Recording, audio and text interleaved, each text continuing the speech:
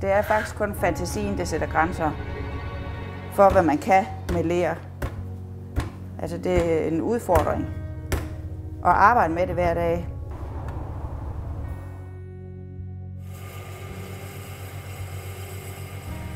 Det giver mig enormt meget at arbejde med materialet og udtrykke mig gennem leret. Så det er sådan set derfor, jeg gør det.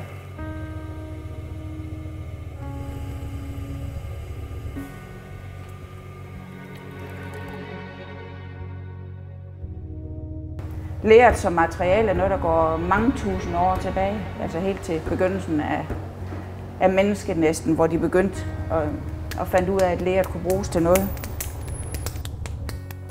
Så det der med, at man ligesom er et led i en lang kæde af folk langt tilbage i historien, der har arbejdet med det her materiale, det synes jeg også, det der historiske islet kan jeg godt lide.